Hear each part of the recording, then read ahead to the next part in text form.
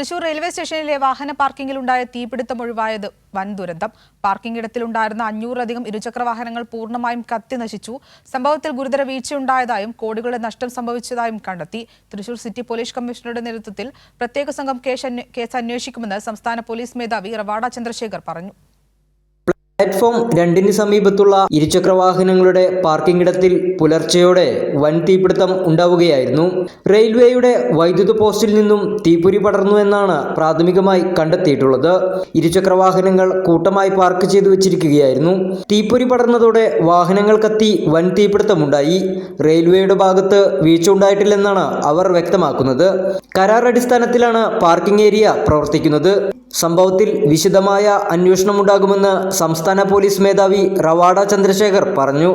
അന്വേഷണത്തിന് വേണ്ടി we constituted a special team headed by the local നമ്മുടെ അഡീഷണൽ SP അദ്ദേഹം ASP ACPയും പിന്നെ CMR ഇൻസ്പെക്ടർമാരായിട്ട് നമ്മുടെ കമ്മീഷണർ സ്പെഷ്യൽ ടീം കൺസ്റ്റിറ്റ്യൂട്ട് ചെയ്തിട്ടുണ്ടായിരുന്നു.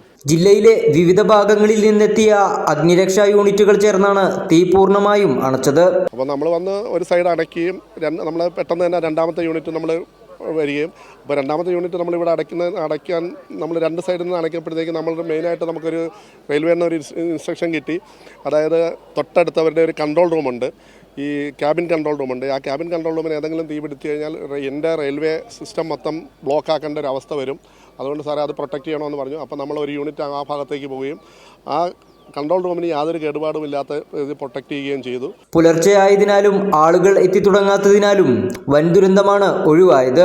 പാർക്കിംഗ് ഇടത്തിൽ തീ പടർന്ന സമയം തീയണയ്ക്കാനുള്ള അടിയന്തര സംവിധാനങ്ങൾ ഇല്ലാതിരുന്നത് തീപിടുത്തത്തിന്റെ വ്യാപ്തി വർദ്ധിപ്പിച്ചു. കൈരളി ന്യൂസ്, തൃശൂർ.